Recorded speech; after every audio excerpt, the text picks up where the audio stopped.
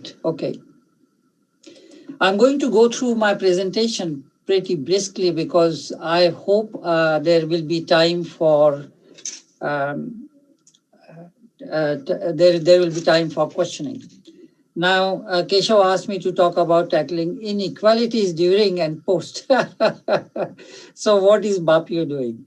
Now, it's amazing. The work BAPU has done over this time, I will show you some of the things we have done. But what this pandemic has revealed is absolutely amazing.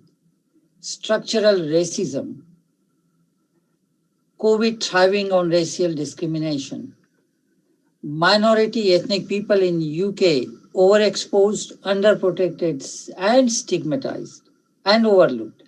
This is all come into focus. Black Lives Matter has probably pushed this issue in front of all other issues.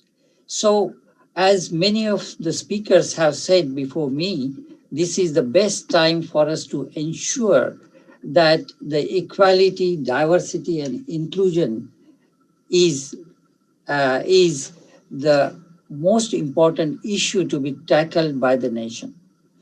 Now, what BAPU has been doing is starting from the Prime Minister to the Health Minister, Home Minister, Chief Medical Officer, Chief Executive, Public Health, NHS England, everywhere. We have been talking to all of them all the times.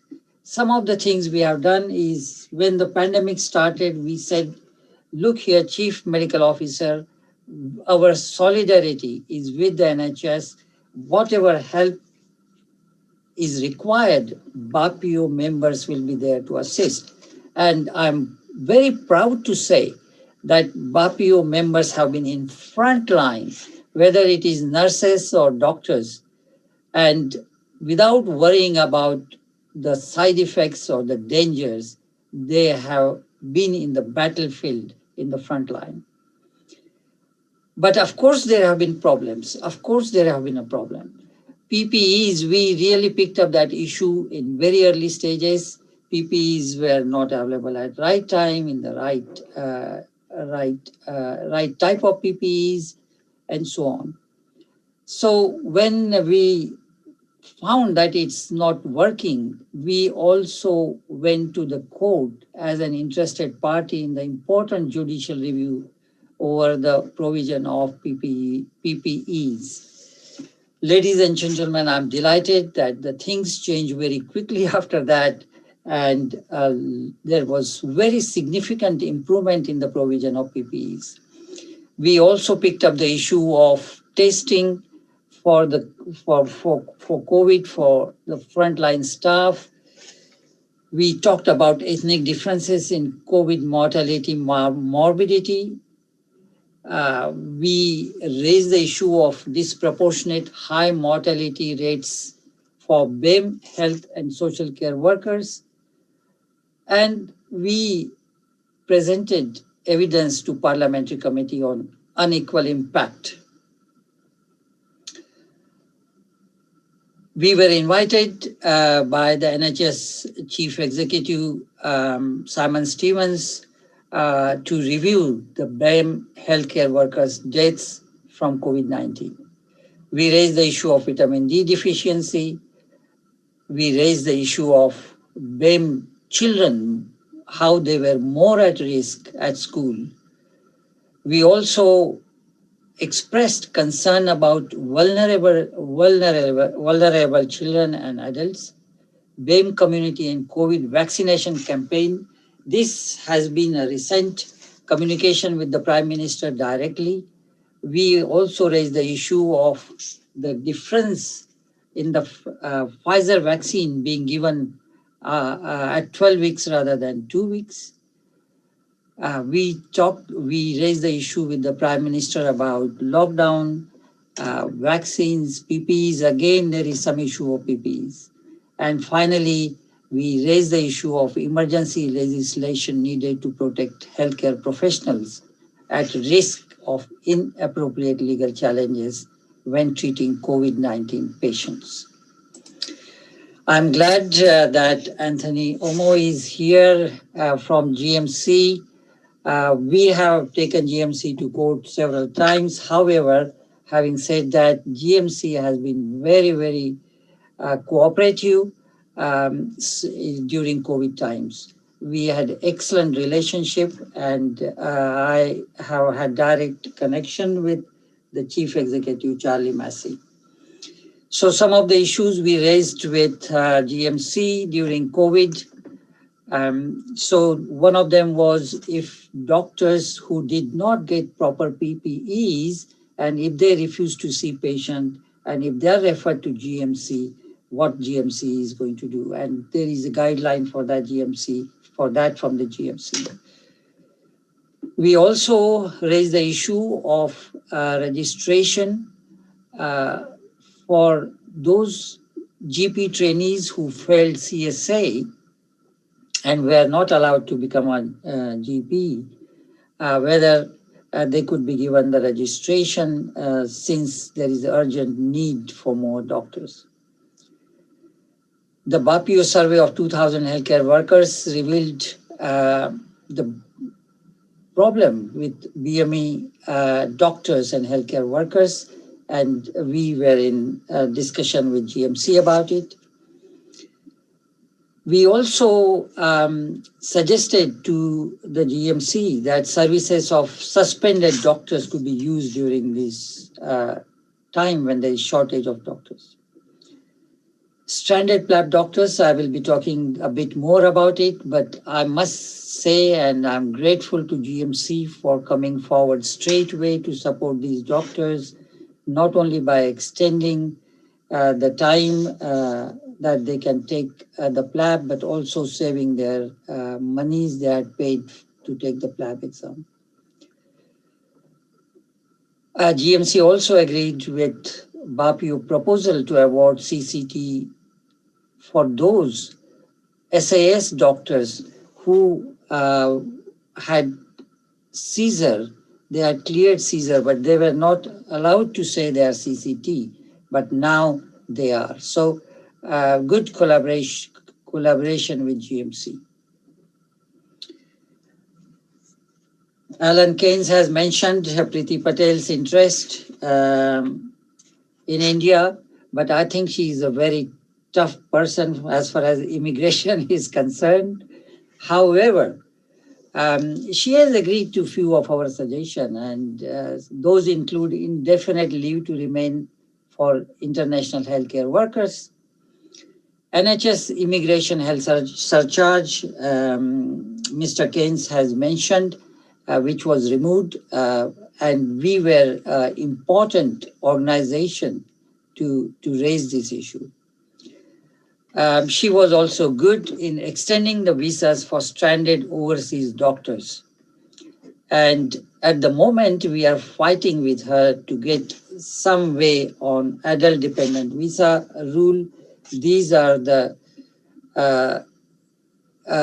parents of doctors who have nobody else to look after in their country of origin. And at the moment, they are not allowed to come and stay with their children here. In general, BAPIO was dismayed, of course, as everybody else, the way George Floyd was killed, and we were supporting the Black Lives Matter initiative. We had circulated advice on mental well-being and developed an advice line for our members. Locally employed doctor, Push had mentioned that these people were pushed in front line instead of trainees because the HEE in England said that trainees should be given the trainee positions rather than sending them to front line. So who else will go to front line? So this is the SAS and locally employed doctors. However, to be fair to Health Education England, they took the steps to say that these LEDs are also equally important from training point of view. There was a consultant respiratory physician who was manhandled in Darlington, and we raised that issue with that trust. Um, this is another important bit we did, that 23 trust doctors. So these are sort of LEDs. They were excluded from shortlisting for surgical training posts because they had more than 4 years of experience. So all IMGs having worked in India or overseas, and when they come, they would have more than 4 years of experience. And again, thanks to HEE, that this was withdrawn and they were allowed to apply for training post. And there has been discussion about the risk assessment tool developed by Prof. Keshav Singhal in collaboration with Welsh government, which was then circulated, the app circulated free of charge in all over England, not only for healthcare professionals, but also for general population. During the COVID time, we launched Bapio Institute for Health Research to promote world-class research and innovation in health, equitably involving and reflecting the interest of Bapio's diverse membership. Ladies and gentlemen, I am so proud to tell you that within 8 or 10 months of launch, the BIHR has already published several important papers in national and international journals to raise issues of discrimination and how COVID is impacting on the health of BME population. The journals, we have two academic journals, the Physician and Sushruta, which has been now under the leadership of BIHR, and you see the chair and vice chair there. These journals are becoming internationally known. Launch of BINA, British Indian Nurses Association, officially at UK level, it was launched in November during our annual conference, and I'm delighted that the Wales division is being launched later today. This is to support nurses, pastoral care, career progression, training, employment support, policy influence, as well as recruitment. In those pictures, you see Mr. Kumar, the chair, and Ms. Asha, the co-chair of BINA. Supporting Indian tourists was an important thing which we collaborated with Indian High Commission. I'm just looking at my clock. Lab standard doctors, we helped in a big way. Bridging the gap, this is a very important agenda for us. This is 1 year project for Bapio to celebrate 25th year. It's our silver jubilee year this year, and bridging the gap is on differential attainment. And we have, of course, invited Prof. Mangat to be part of this as well. Both the government and HE are very keen on promoting this. We are getting support from all the establishment in UK. The various themes include recruitment, career progression, assessment, leadership roles, research and academia, and professionalism and well-being. So all these themes, how it is impacting on differential attainment of BME doctors. So this is the process map. We started in August 2020, and we are hoping to publish the whole paper by October, November this year. On that note, thank you very much. I hope I haven't taken more than my allotted time. If there is any time, I would be happy to take questions. Thank you, Dr. Mehta. As the founder of Bapio, I suppose I could refer to you as the grandfather of this conference. You don't mean I'm too old? Not at all. All international graduates are very grateful for Bapio's efforts to tackling inequalities and other issues. Thanks again. Thank you. I will now invite Mr. Shanu Bhatia, consultant dental surgeon, to introduce our next speaker, Her Excellency Gayatri Isa Kumar. Hello, Boreda. It gives me great pleasure to introduce our next speaker. Her Excellency Gayatri Isa Kumar is the current High Commissioner of India to the UK, and she's the third woman to hold this post. She's from the 1986 batch of the Indian Foreign Service. She's a multilingualist and is fluent in several languages. In her career, she has served in several high-profile roles, including that of the ambassador to the EU, Belgium, and Luxembourg, where she promoted the culture of India. In her current role as the High Commissioner, she has actively promoted and deepened the Indo-UK political, trade, cultural, and economic ties. And it gives me great pleasure to invite Her Excellency Gayatri Isa Kumar to our meeting, and I look forward to her address.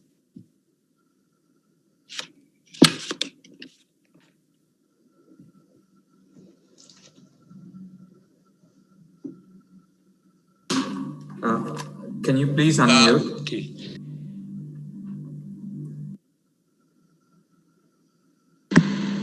Sorry, everyone. Now can you hear me well? We can hear you very clearly. All right. So let me just begin by thanking you all once again. And also to say that I'm just absolutely delighted to be here to meet the esteemed members of the British Association of Physicians of Indian Origin.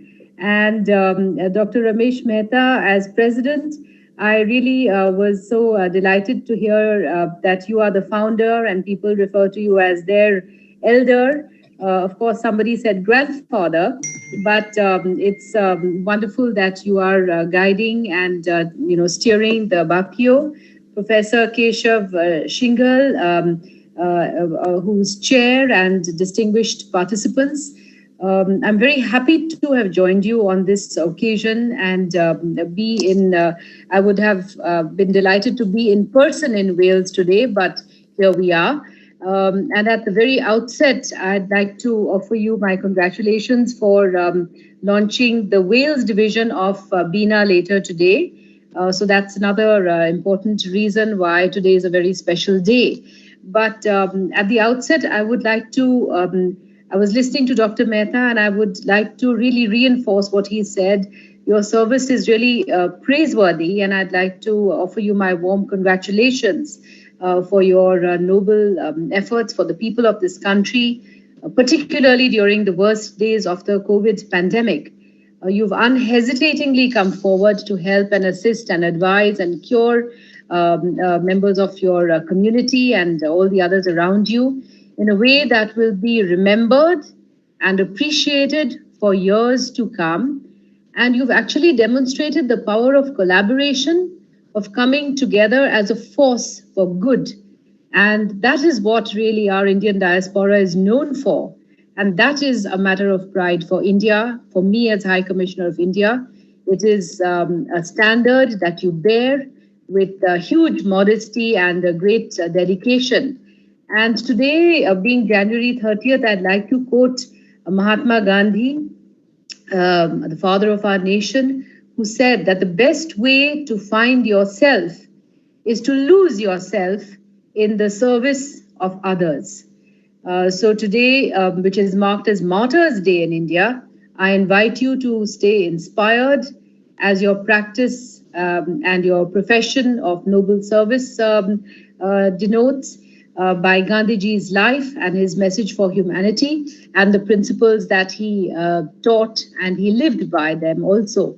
So you represent thousands of Indian doctors and nurses who serve in cities and remote locations across the UK.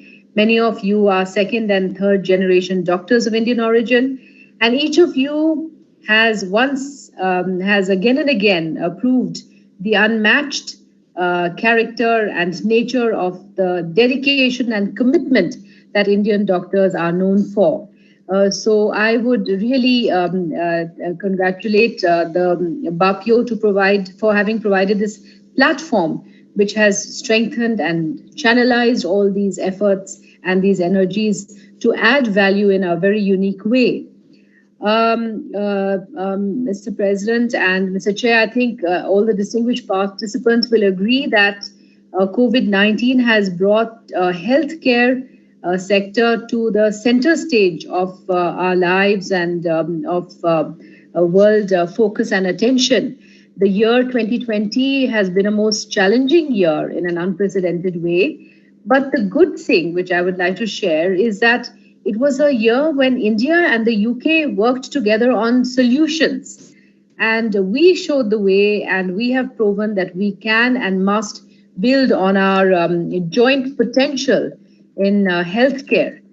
Formally, we have an umbrella MOU signed in 2013 for cooperation in healthcare. And there's a wide variety of clinical research, vaccine development, and exchanges in best practices. And we have a joint working group on health as well. BAPIO has in India a joint project with Health Education England in training of nurses in association with the West Bengal government. And BAPIO has helped us, helped to forge key linkages in research, education, and training. A good example are the MOUs signed by the University of South Wales with 3 Indian universities during the official visit of the Honourable Health Minister of Wales, Mr. Vaughan Gething, to India in October 2019. And of course, I look forward to his address. So another BAPIO Wales initiative has been, I'm told, the recruitment of 100 Indian doctors for higher training in Wales for a 2-year period. So this, and then the MOU with Manipal University, with the SRM group of institutes in Chennai, fellowship scheme initiated in 2016. All these will go a long way in enhancing this collaboration. I also thought I must mention to you that as you may be reading and seeing in the news, India has been able to really get a grip on the pandemic in our country. The rates and the data and the statistics are very, very heartening. But the important thing is that we have been at the forefront in helping other countries to deal with the COVID pandemic. So whatever we have, whatever we can share, whatever little we are able to, produce, whether it is enough for our people or not, we are trying to share as much as we can to help other people in dire need, keeping in mind, of course, uppermost the need of our own people.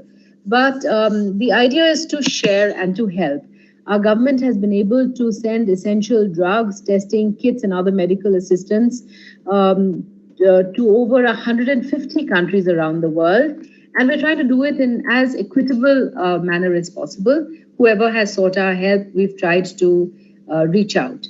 And our domestic PPE kit has been in high demand, our domestically produced and developed PPE kit. And during the global lockdown, we've had a mission Sagar, which is security and growth for all in our region. And that has been, we've deployed naval ships, aircraft, we've sent medical aid and food aid to friendly countries in our region to help them. So COVID-19 pandemic has actually served to show the need for strengthening the weaknesses in the global response to the pandemic, and the race for access to vaccines, in fact, has been quite distressing in a way. But India, as one of the largest pharmaceutical producers in the world, we produce about 60% of the world's vaccines. Our growing capacity in this and our scientific expertise in research and drugs development, all these have given us several major advantages at a time when this is our support and help are critical, when costs are critical. So with the Covishield vaccine being produced on a mass scale by India's Serum Institute and other indigenously developed vaccines, we actually started on the 16th of January, as you'd be aware, the world's largest vaccination program. And then, of course, we have the CoWIN app to digitally track stocks and beneficiaries. So things are going in a good way in our own country, in India and in our region. I'd like to make a quick mention of Ayurveda, because there seems to be a great interest in ashwagandha, giloy, tulsi, other traditional remedies, which may have helped our people in coping or building immunity. So there's an interest around the world in these home remedies that Indians may have relied on through the pandemic. I'd also like to mention the virtual UK India Vaccines Hub, on which Indian and British experts will share knowledge. With all of this, I would like to say to Bapio, when I have this opportunity to address so many leaders of the medical world, that your fraternity today, more than ever, has a major role to play in our society and our lives. And High Commission of India will, as always, stand with you in your initiatives and innovations. We will support, encourage, and cooperate with healthcare workers and authorities across the UK. And we encourage you, Bapio, to come forward with your ideas and proposals and programs. For India UK cooperation in healthcare, we have a absolutely long history, and I am confident that we have a bright future and sky is the limit. So I would say let us all work together. And I call upon you to actually continue your efforts with the fullest enthusiasm and fortitude. And High Commission of India is with you. I look forward to meeting you all in person in Wales. I look forward to welcoming you back to India House whenever it's possible and permitted. But for now, I'm listening to you, and I'm listening very carefully to your interventions.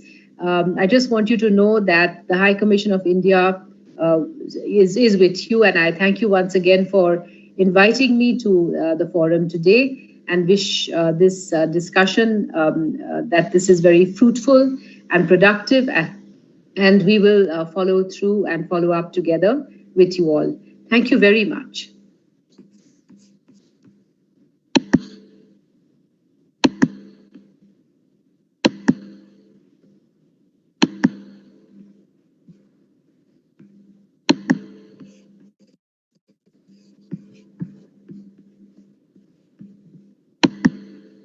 You're on mute. Did you, hello? I'm talking about the podium. You're on mute. Murli, podium needs to be unmuted.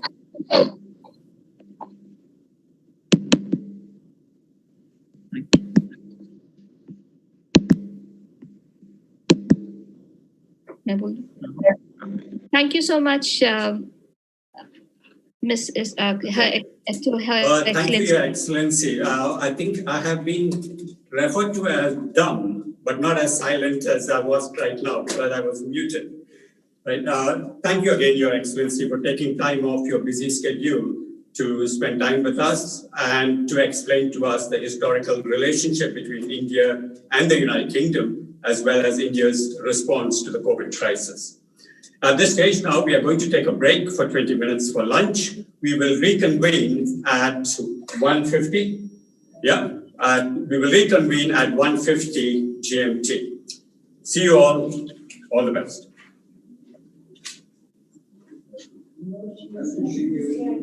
Okay. So now let's switch over. Okay, now we need to. Okay, that's good. Okay. No, people have always been asking me to.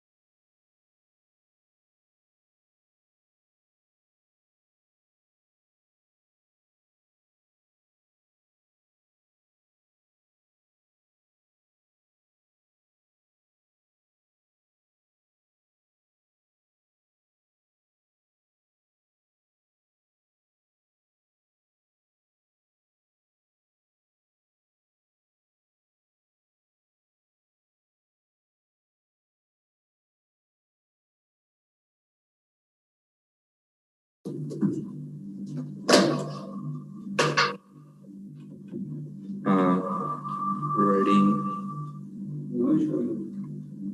Go. Welcome back. Welcome back to the afternoon session of our conference. Why can't we hear you? Right? Are we Okay, good.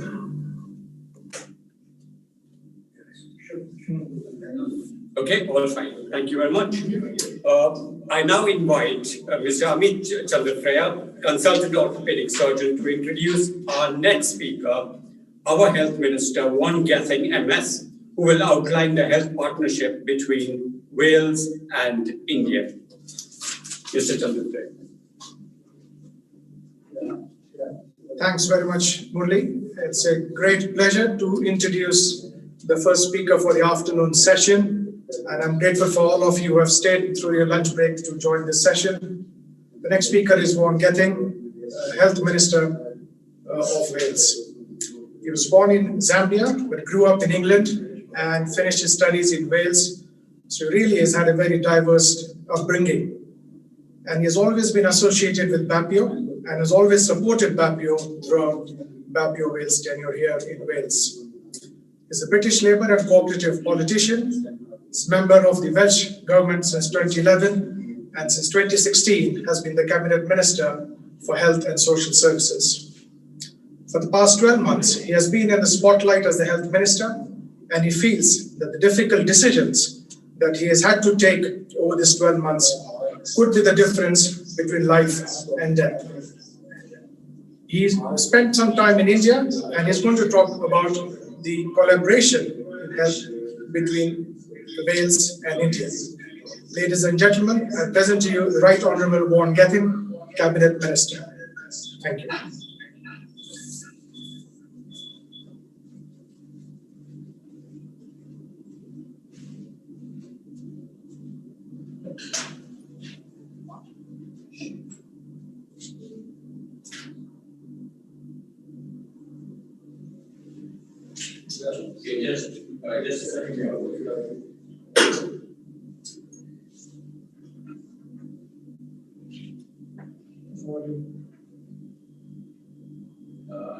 No, there's no audio. Yeah.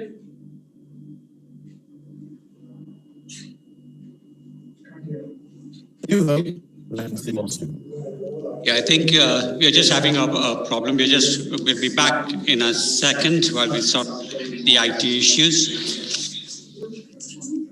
Well, this is the joys of virtual meetings, isn't it?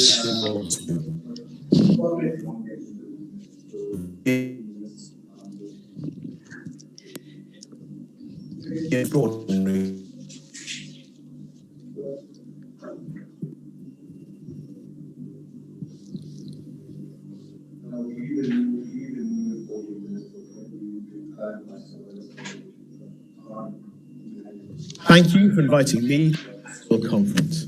I'm sorry that I can't be with you in person today, even in a virtual capacity. I do hope I can see you all soon. The last 9 to 10 months have been the most difficult and testing time for our health and social care system, and for our staff who worked so hard in response to coronavirus. Our staff remain our most valuable asset. This has rightly been reinforced during these truly extraordinary times. We're all aware of how much and how big an important contribution, not to mention commitment, foreign-trained doctors and other healthcare workers make to our treasured NHS. Our most recent data of September 2018 highlights that foreign-trained doctors make up around 32% of our medical workforce, of which almost half are from the Indian subcontinent. And the fact that the British Association of Physicians of Indian Origin in Wales should be very proud of those facts. In 2016, a recruitment initiative between BAPIO and NHS Wales was launched to enable trainee doctors based in India to apply for a medical training initiative post within Welsh healthcare. As you all know, the MTI is a national scheme designed to allow doctors to enter the UK from overseas for a maximum of 24 months, so that they can benefit from training and development within our NHS before returning to their home country. A mutual benefit to both countries. I'd like to give thanks today to BAPIO for establishing the relationships with medical institutions in New Delhi, Jaipur, and more recently in Chennai, and for supporting the NHS Wales workforce team in the recruitment processes within India, both of which are helping to make this campaign a success. In 2019, I had the pleasure of undertaking a ministerial visit to India. The purpose was to reinforce the MTI scheme operated by BAPIO. The visit also provided me with an opportunity to cement and build international relationships, to see firsthand the recruitment processes in place, and to meet some of the candidates. Feedback following my visit showed the candidates were of a very high caliber. As we're all aware, the pandemic has been felt all over the world and has also had an impact on the flow of international staff. However, I am pleased to note that the total number of doctors recruited to our NHS between 2016 and 19 through the collaboration between BAPIO and NHS Wales will be 110, a really important contribution to the medical workforce here in Wales. That's why I want to say once again how pleased I am to express my appreciation of the expertise and dedication for doctors from the Indian subcontinent, some of whom may be here today virtually at the conference. You provide not just vital clinical capability across our system to help keep our citizens healthy and impact positively also on the economic and social fabric of our country.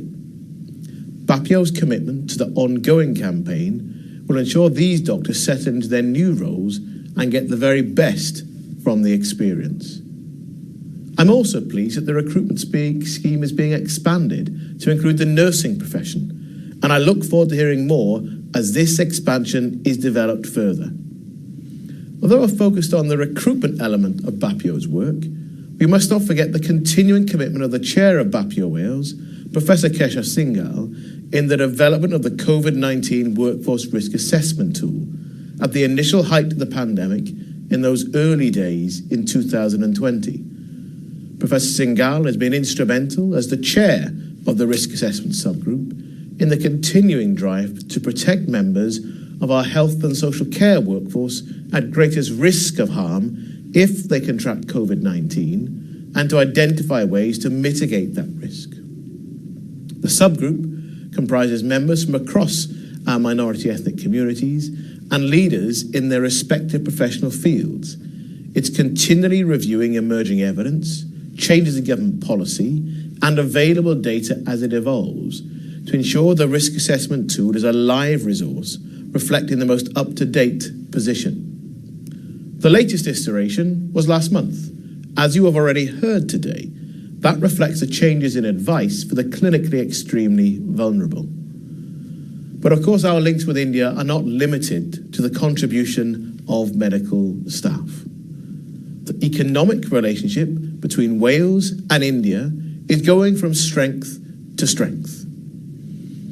Hardshell UK Limited established a surgical and respirator mask manufacturing facility in Cardiff in May 2020 as a direct response to global shortages of critical items of PPE. Led by the CEO, Mr. Anil Kant, the company has invested in excess of £1 million to create a new medical-grade facility capable of producing fully certified masks for frontline health and care workers.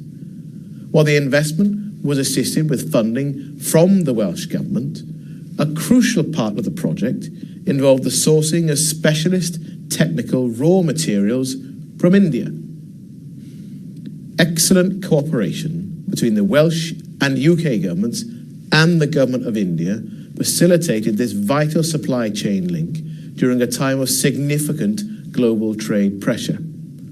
Hardshell is now part of an impressive list of firms who have responded positively to the First Minister's call for manufacturers to join their national effort to support health and care workers and to beat coronavirus. British technology and innovation is highly regarded and sought after in the Indian healthcare sector, with many UK businesses already enjoying visibility and success, from global pharmaceutical majors such as AstraZeneca and GSK, to small and medium-sized enterprises and micro, small and medium businesses, including Micropore Technologies and Malvern Panalytics. The most significant partnership in recent times is the partnership between AstraZeneca, Oxford, and the Serum Institute of India to manufacture the COVID vaccine. The Serum Institute of India is now the world's largest vaccine manufacturer by the number of doses produced and sold globally. Our thoughts, of course, are with all those affected by last week's fire at the Serum Institute in Pune. India's Wockhardt, the fourth largest generic drugs company in the UK, invested £17 million in 2018 in a new automated and state-of-the-art sterile manufacturing and testing facility to further enhance its existing manufacture capabilities in its UK base here in Wrexham. It is this plant that secured the UK contract to provide fill and finish production lines for AstraZeneca's COVID-19 vaccine for at least the next 18 months, and that project will create 40 new jobs. These are just a few of the examples of what can be achieved when two nations forge strong international links and work together. As an organisation, I encourage you to keep up all of your work, to continue to develop this important network, to share your expertise, and of course to learn from each other, to continue to provide informed, high-quality, patient-centred health services and resources for patients here in Wales. And in particular, I do look forward to better times where I can see you again in person to celebrate the special friendship that we have developed between Wales and India and all those friends I have made and the friends I have yet to make here within the Bapio community. With every best wish for conference today and the future ahead. Thank you, Health Minister. Bapio is very grateful to you and the Welsh Government for supporting various collaborations with India. We will continue the theme between Wales and India with the next talk in our program. I will now invite Dr. Nidhika Berry, consultant microbiologist, to introduce our next speaker, Honorable Dr. Vardhan, the Union Health Minister of India, who will explain how India successfully managed the COVID pandemic. Honorable Dr. Vardhan, Union Minister for Health and Family Welfare, Science and Technology and Earth Sciences. He's an ENT surgeon who branched out into public life in 1993. He is one of the prime architects of polio eradication in India, and in 1994, on the birthday of Mahatma Gandhi, he organized the mass immunization of 1.2 million children against polio in a single day. He pioneered the implementation of WHO's Essential Drug Program, revolutionizing governmental attitudes to public health care. As the Union Health Minister, his graded, preemptive, and proactive approach has enabled India to decelerate the pace of the COVID-19 crisis in India by strengthening the health infrastructure and building capacity in the fight against COVID-19. He is credited with evacuation of Indian nationals stranded overseas, massive community surveillance, and motivating scientists to come up with Indian-developed vaccines. Dr. Vardhan is known for his disarming simplicity in personal life and transparency at the workplace. He is the first Indian to have been nominated to the prestigious WHO body, the Strategic Advisory Group of Experts stage, and is currently the chair of the Executive Board of the World Health Organization. Thank you, sir, for being with us.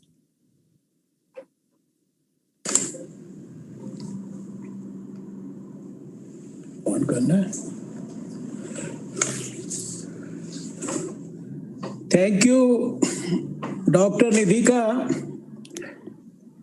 I fondly remember that a few years back, when I had visited Cardiff, I had the privilege and pleasure to address all my professional colleagues there in Cardiff and the adjoining areas in Wales. And I also remember Professor Keshav Singhal, who had organized that function along with you. And just now, I am happy that I had the privilege to hear Dr. Vaughan Getting, your minister in Wales. And I can assure him that whatever he has talked about the relationship between India and Wales, more particularly on the health front, will make it stronger and will certainly adopt a more positive attitude towards this relationship. In fact, you have given me just 15 minutes to describe the success story of India, which is a very tall order. For me to do it in 15 minutes is a real Herculean task, as much a Herculean task as the fight against COVID was.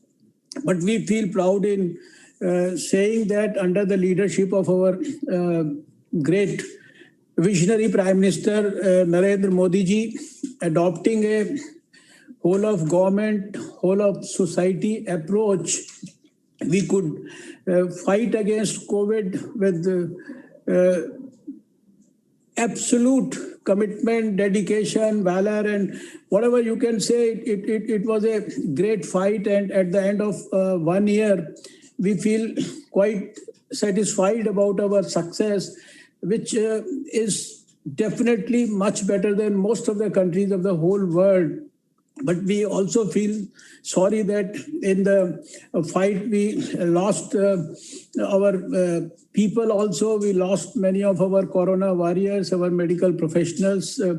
But their sacrifices, I think they will go down in history of this fight against COVID. And I will start by paying my tributes to all of them.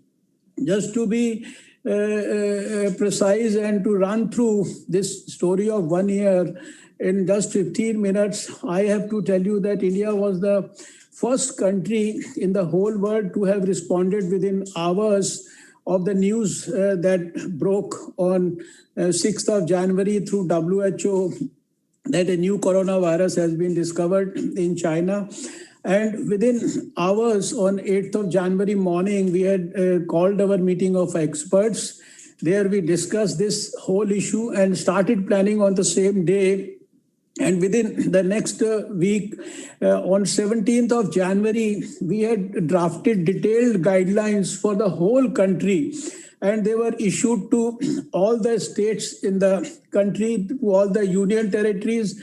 And on the same day, we had started a massive exercise of point of entry surveillance, which started with the airports. Then it also was done on at the seaports and at the land borders.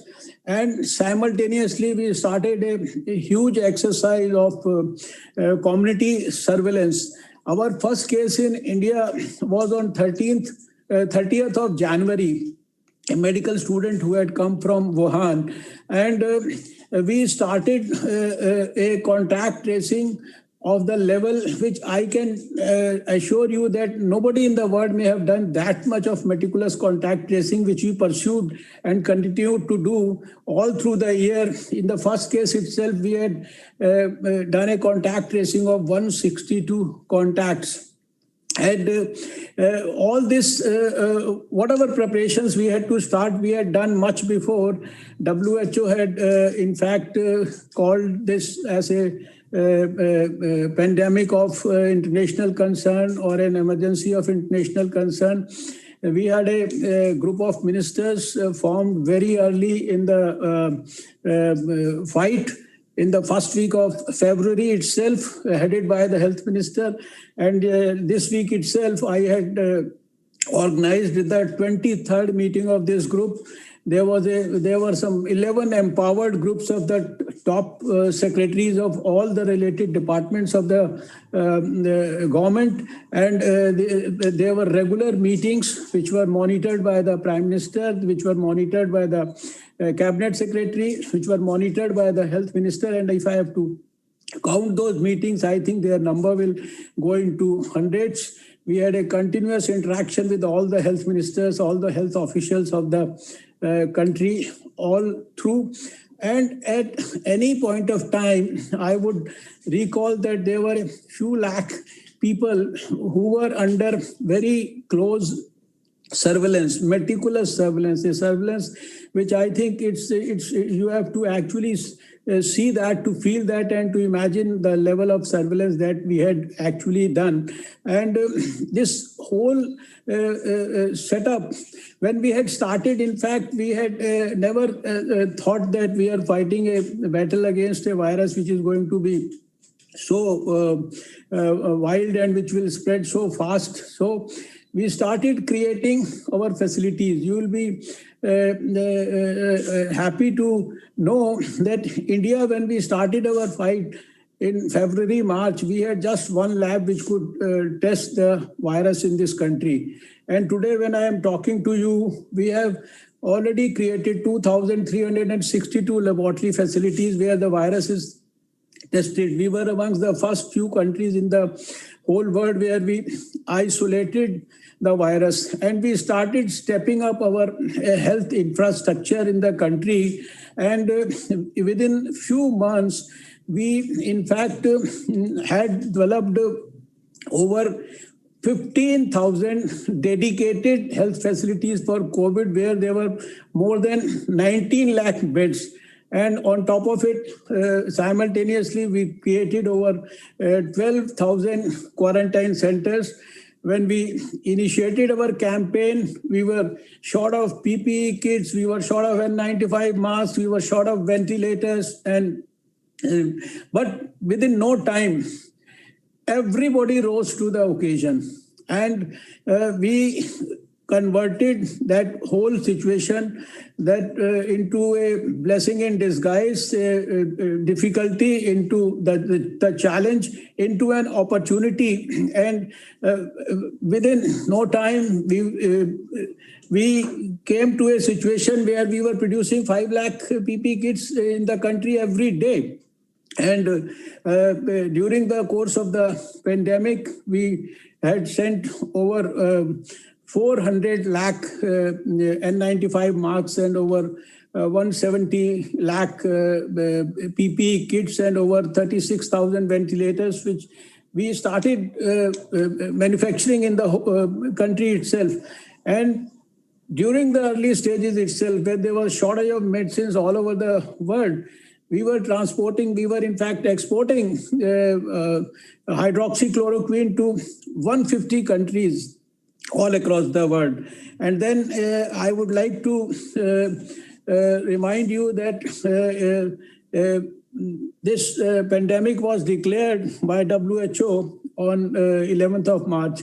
And then we had that historic, most innovative Janta curfew in India on 22nd of March, where everybody, cutting across anything that you can imagine, whether it's a political party, whether it's any section of the society, whether it's a child or an old man, 100% people stood like a rock, and they were all supporting that Janta curfew. It was the most innovative thing that was done, and it came out successfully. And at 5 o'clock on 22nd March, everybody came out of his or her house, and they were lauding the role of the COVID warriors, the doctors.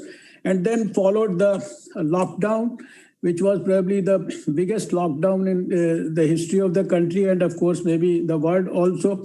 Total lockdown and then all those problems that we faced during the lockdown. And if I have to highlight one important thing, that was the issue of the migrant laborers, because they got stranded, they lost their jobs, and there was so much of difficulty.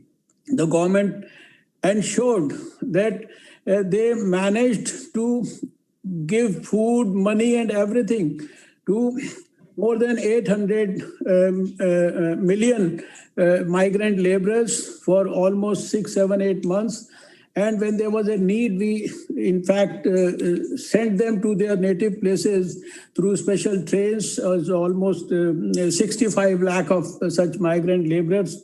There came many situations and many problems like this. And the most important thing that we did was, in fact, we had to teach the society about the COVID appropriate behavior.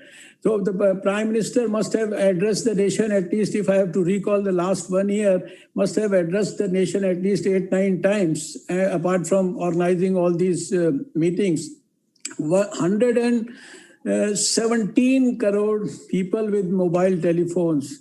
We could ensure that all through the 1 year, through a caller tune, they were given the right message through for the COVID appropriate behavior.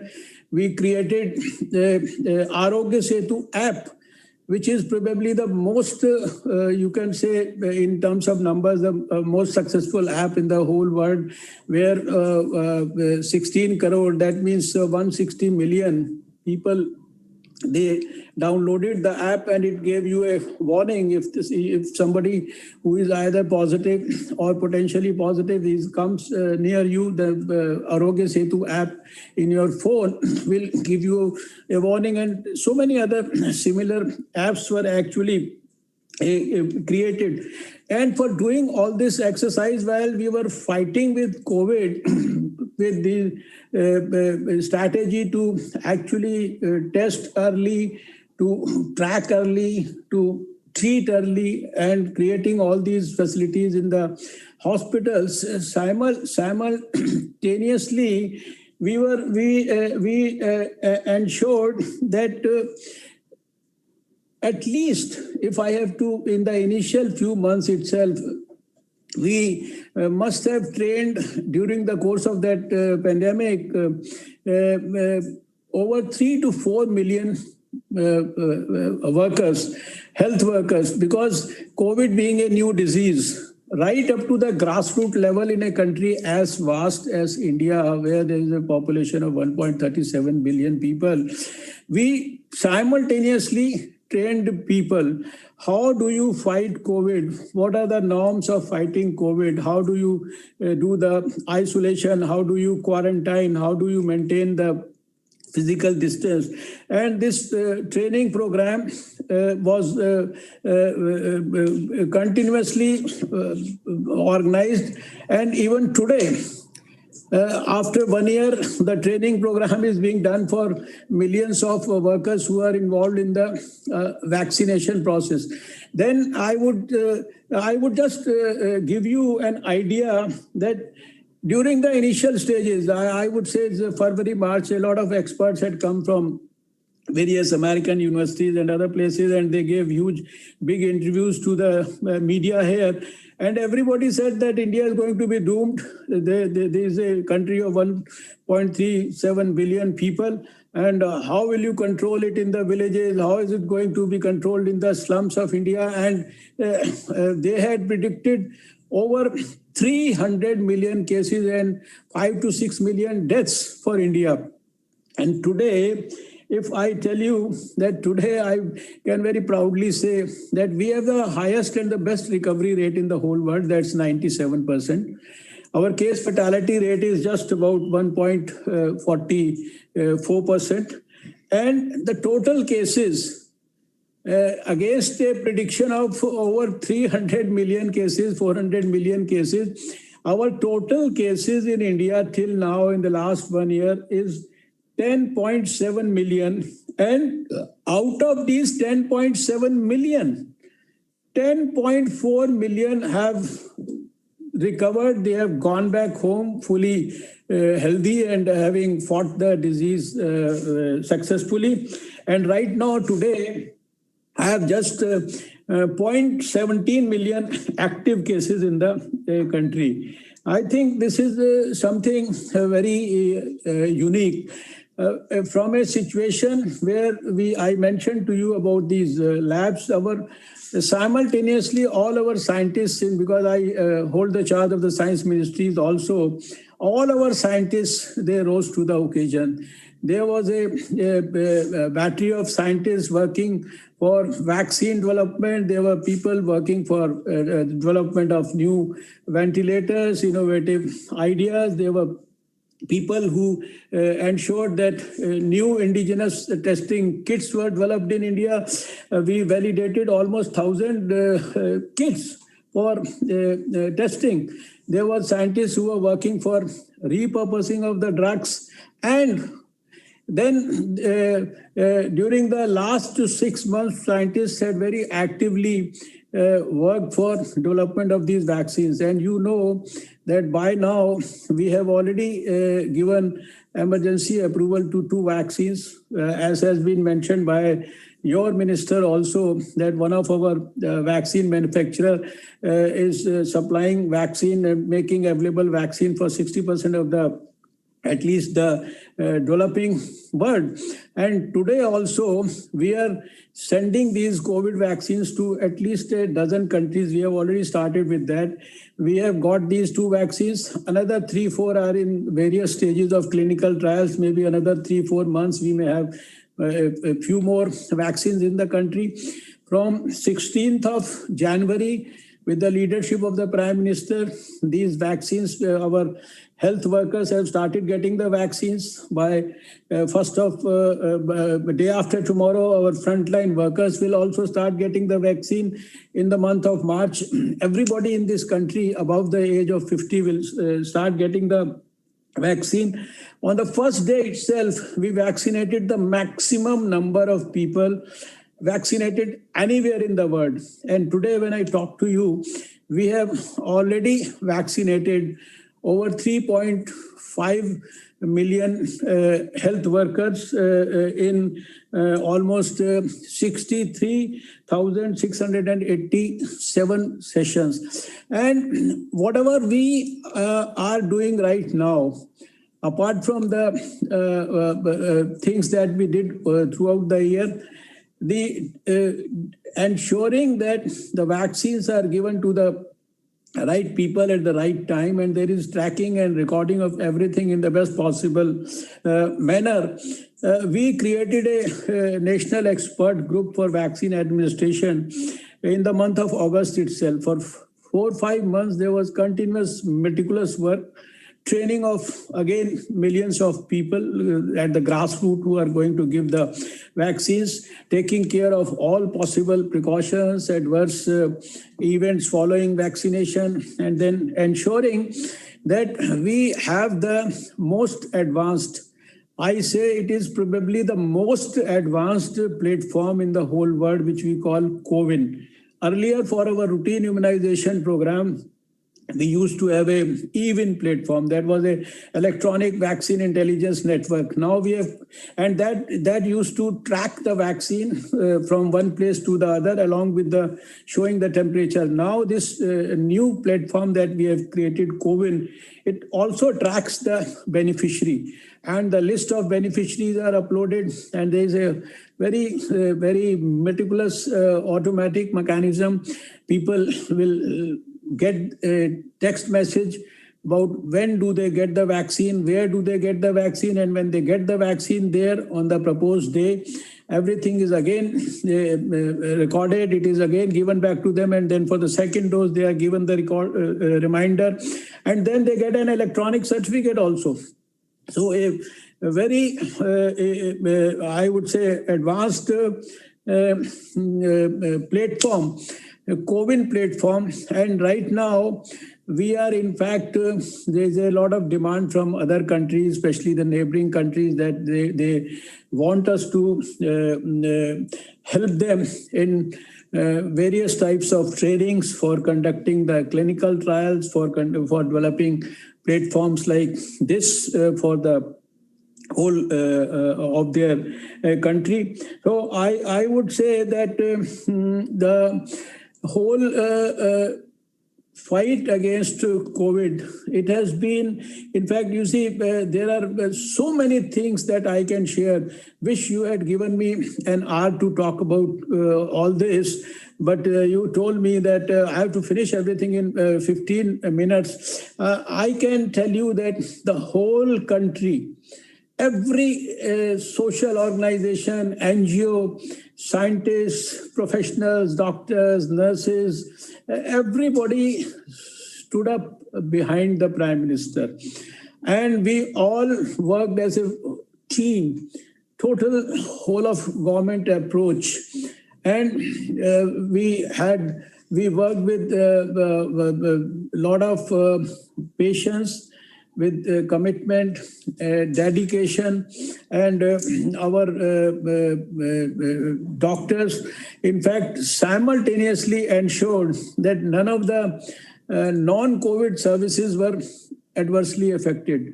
During the course of the last 1 year, we even developed telemedicine further as an institutional mechanism with development and notification of the guidelines, and almost people in the at the grassroots level getting consultations from the topmost in the medical colleges through the telemedicine. All these things were simultaneously developed, and with creation of these facilities, creation of the labs, and then simultaneously ensuring that the best possible research around this virus is also not compromised. We created biorepositories with over 50,000 virus samples there for the students, the university, the academia, and everyone to do the research about the virus, even for this mutant strain which has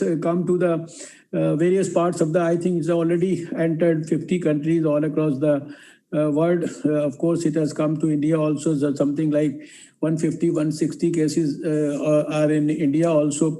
But we have adopted a very, very meticulous approach handling these. We were, in fact, doing the genome sequencing at least 6 months back. And we had already sequenced over 5,000 viruses in our laboratories. So even for the development of the vaccine, there's a fund of almost 1,000 crores which has been created. It's called the COVID Suraksha Kavach. You must have seen, if you have all seen the Republic Day parade this year, our biotechnology tableau, it has been awarded as the best tableau which has depicted the contribution of the biotechnology and the scientists and the development of the vaccine in the country. So I don't know if I can continue to talk because of the time constraints, but I would like to thank all of you. And I know that in England, the situation is probably a little more disturbed. This is what we hear from the news that appears on the internet and through other sources. But I can only wish you all good health. I know that, like doctors in India, you are also working under very difficult circumstances. But we feel proud that whether it is US, whether it is UK, or whether it is any other part of the whole world, wherever our Indian doctors are there, everybody gives us a feedback that our Indian doctors are working very selflessly with a lot of dedication and commitment. And that makes us feel proud about our professional colleagues, whether they are in API or in BAPIO or in any other country. During the course of this pandemic, I also had the privilege to be nominated as the chairman of the executive board of WHO. Just last week, we finished our WHO executive board meeting, which ran for almost 8 days, 6 hours every day. And we discussed many of the issues related to health. So there's no time to discuss that. And even for the COVID also, we have been, every Thursday, we have been coordinating through the WHO with all the health ministers of the whole world and sharing information and sharing platforms to ensure that we give the best to the people of this world. I have this strong feeling that though it may be called as a year of COVID, but it has been a year of science also. There's a huge contribution by the scientific community. What we are trying to impress upon people in India is again and again through all possible modes of communication is to follow the COVID appropriate behavior. Until the time we did not have a regular vaccine, I had always propagated that the COVID appropriate behavior, that is the real social vaccine. And as long as you don't have the real vaccine, you never forget this COVID appropriate behavior. And the good thing is that this COVID appropriate behavior, which has been followed by people in India, at least it is our observation that a lot of other diseases, which are like airborne or they are transferred through droplets, etc. A lot of them have, their incidence has definitely gone down. So we are now entering into a new world with a new normal. And the greatest thing that has happened to the whole world is that health has come to the center stage of politics everywhere. In India also, there is a visionary plan to strengthen the health system, give more budget for health activities. There is no time to describe all that, but our Prime Minister had been otherwise also very passionate about health. We have already launched the National Digital Health Mission in a big way. Our Ayushman Bharat has already made very significant strides, and the Prime Minister has appealed to every Indian to contribute for an Atmanirbhar Bharat. And the results are showing in almost many fields. The economy is getting back to normal.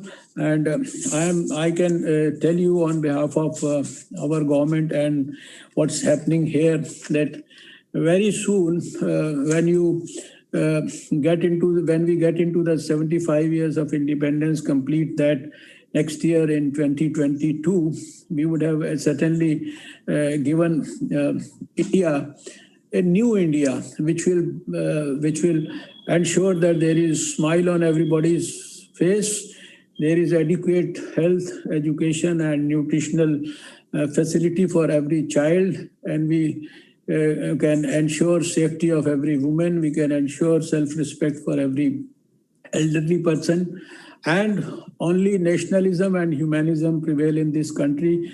That's a motto with which Prime Minister Narendra Modi ji is working. And this is his dream, this is our dream, and we are appealing to everyone in this country to also develop a dream on similar lines and blend his or her dream with the dream of the Prime Minister. And we also want all of you also to start dreaming around that and contribute for India's growth and welfare in the best possible manner through whatever modes you can. You have just now mentioned, your Honorable Minister has mentioned about the relationship in health between Wales and India. I look forward to many such strengthenings of relationship, and also your contribution in whatever form you deem fit for the welfare of our own Bharat Mata. With these few words, I would love to thank you once again, Dr. Nidhika and Dr. Keshav. I really have nostalgic memories of those few hours or a day or so spent with you in Cardiff. And I look forward to meeting all of you whenever you come to India, with my wishes for your good health and for your welfare, and also the wishes of the Prime Minister Narendra Modi, not only for the medical community, but also for all Indians who live in Britain. I close this talk. Thank you so much. Namaste. Jai Hind. Namaste. Thank you, Health Minister, for outlining India's impressive response to the COVID-19 pandemic. I agree, you definitely have to come back to Cardiff once we get through this COVID crisis, and talk and describe to us in detail about all the things that India has done. Thank you again for spending your valuable time with us. Thank you. We now move on to the next item. I now invite Mr. Ajay Sharma, Consultant Orthopedic Surgeon, to introduce our next speaker, Lieutenant General Dr. M.D. Venkatesh, who will be discussing medical education collaboration between India and the United Kingdom. It gives me great pleasure in introducing Lieutenant General Dr. Venkatesh, Vice Chancellor of Manipal Academy of Higher Education. He graduated from Mysore Medical College in 1978 with an exceptional academic record and was commissioned to the Indian Armed Medical Corps, where he served for 38 years. He was the Dean at the Armed Forces Medical College and instituted many cutting-edge technologies in education and medicine. He is credited with many achievements in cochlear implantation and neurology and has published his research extensively. He has displayed inspiring leadership in developing IT infrastructure, research, team building at Manipal University to take it to new heights. He is a member of the Medical Advisory Council of the National Medical Commission. He is member of the General Assembly of Indian Council for Cultural Relations. He is a recipient of numerous honors and awards, including the prestigious Vishisht Seva Medal by President of India. Welcome, Dr. Venkatesh. The stage is yours. Thank you, Dr. Ajay Sharma. At the outset, I bring very warm greetings from Manipal Academy of Higher Education to all the members of BAPIO Wales. And as I look through the program, I see that I'm the only person perhaps who's speaking on something other than COVID. And I would keep it general in that sense, and also share a little information about Manipal Academy of Higher Education, and also a little about how the internationalization process in India with regard to higher education is progressing, and also the opportunities that the universities in UK and India have in collaborating and continuing our continued relationship. At the outset, I also thank Professor Keshav Singhal and Dr. Hasmukh Shah and all the members of BAPIO Wales for inviting me to be part of this occasion.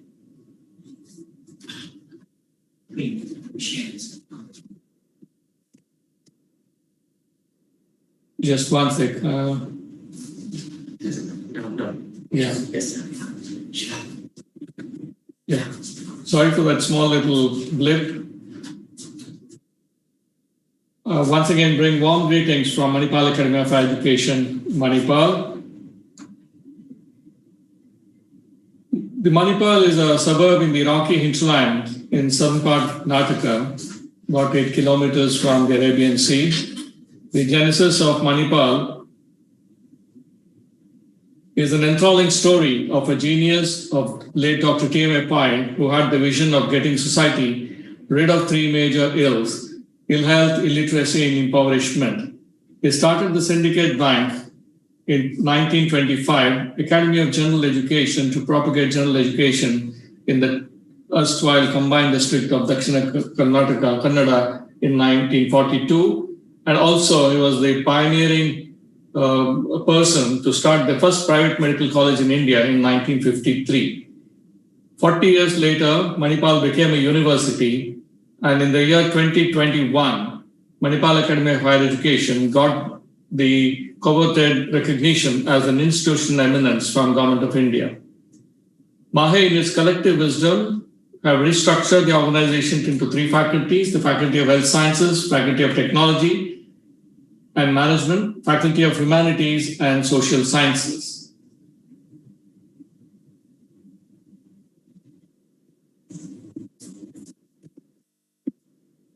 The Faculty of Health Sciences has about 12 institutes, and we also have two. Dr. Venkatesh, I think we are not seeing your PowerPoint. So I think your PowerPoint isn't moving. We are just seeing your title slide only. Yeah, we'll just set it right, so one second. If you wish, I think we have your presentation and we can play it from my end if that's easier. I think so, sir. That will be better so that the glitch can be avoided. Kiran, can we play Dr. Venkatesh's presentation? Yeah, what we'll do is we'll play the presentation. We will then transfer the Zoom control to you so that. Okay.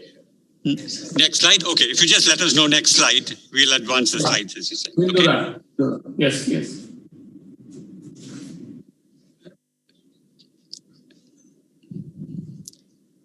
Right, brilliant. I think the slides are coming up. Yep, here we have your first slide. Yeah. So our Faculty of Health Sciences has 12 institutes, and can I have the next slide, please?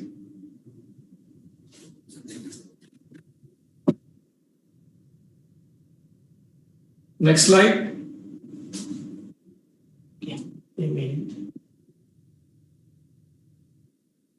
It's not moving there. Is the slide moving there, please? Can you see our screen? Yeah.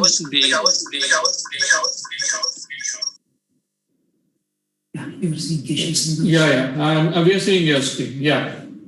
Oh, good. Yeah, we can see your screen perfectly. Okay. Can we go back on one slide? Just go back on one slide. Yeah. The Faculty and Technology and Management has 7 institutes and 6 departments, and the Faculty of Humanities. Next slide. Humanities had liberal arts, social sciences, and in 1 school, and has 6 departments.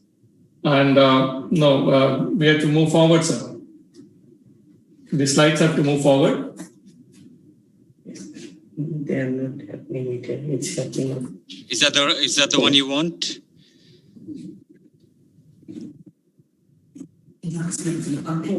Yeah. Can I have the control from there? Yes, I think you can. Just try to move the slide.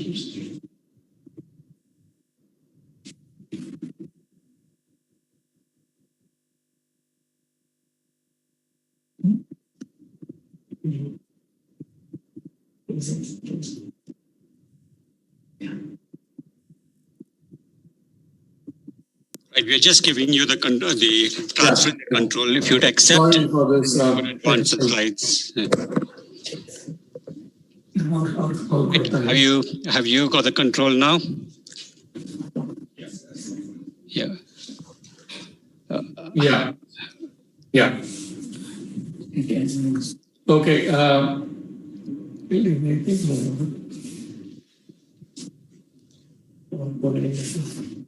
don't think I'm able to move the slides. Okay. I think we may have. Normally, you should be simply by either page up, page down, or the arrows. You should be able to move it up and down. If not, we can go back to next slide, I'm afraid. Yeah, we will go on to the next slide.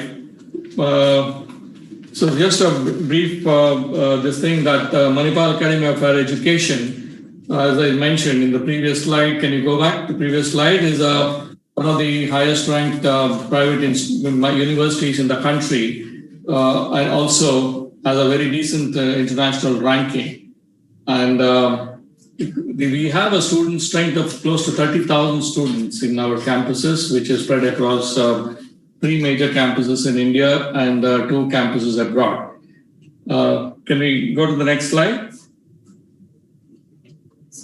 Yeah.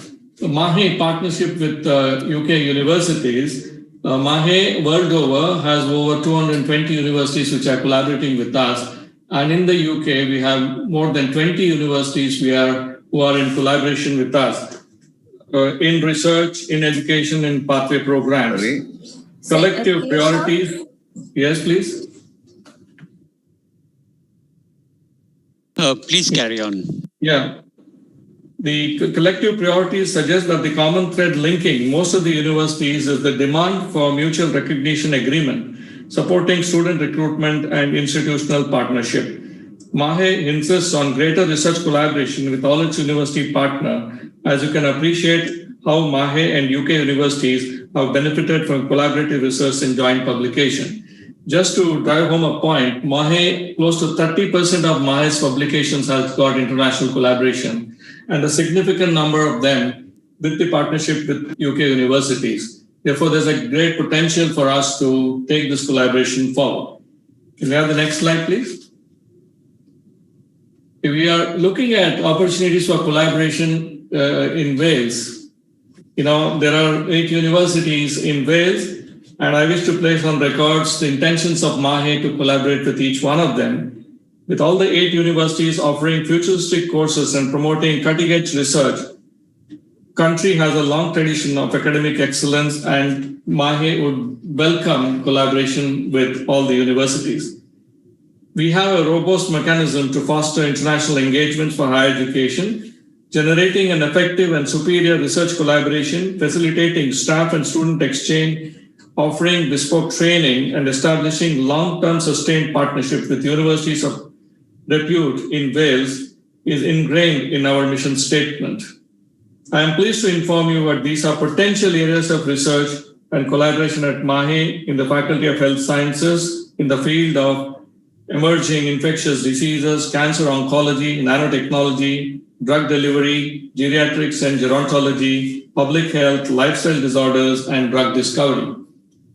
We are exploring opportunities to expand our international network and would welcome expression of interest from universities in Wales to collaborate and cooperate with us in the entire range of internationalization, from student mobility right down to research, publication, and joint grant writing.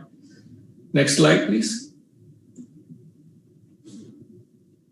Yeah, on the Silver Jubilee of BAPIO, MAHE extends its warm greetings. I congratulate the British Association of Physicians of Indian Origin, BAPIO, on its Silver Jubilee anniversary, an organization that was established to support doctors arriving from India to work in the NHS has indeed grown in stature and influence.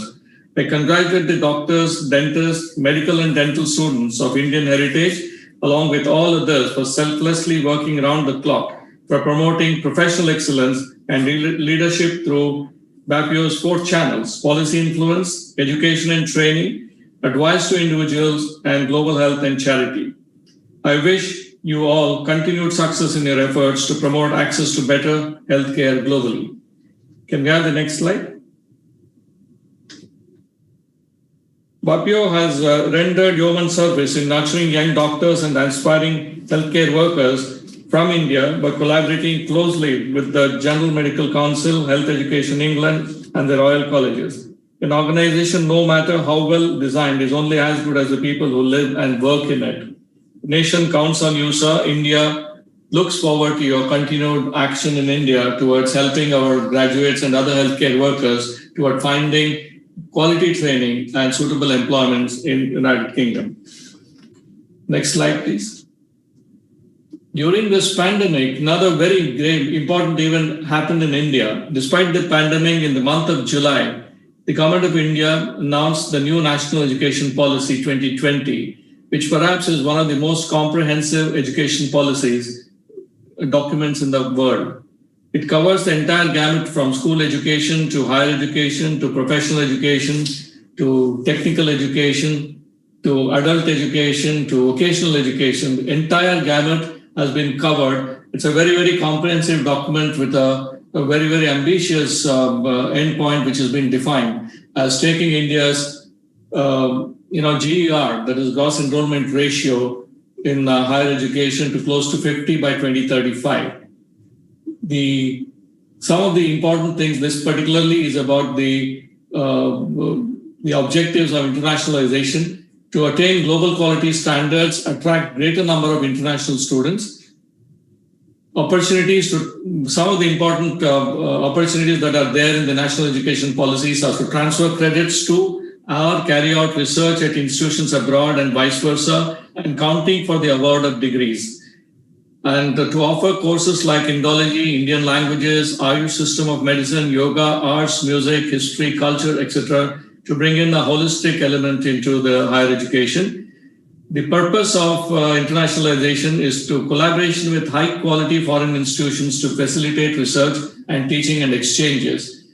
And expansion plans which have been envisaged in the new national education policy is to permit high-performing Indian universities to be encouraged to set up campuses in other countries, and those from among the top 100 universities in the world will be facilitated to operate in India. Next slide, please.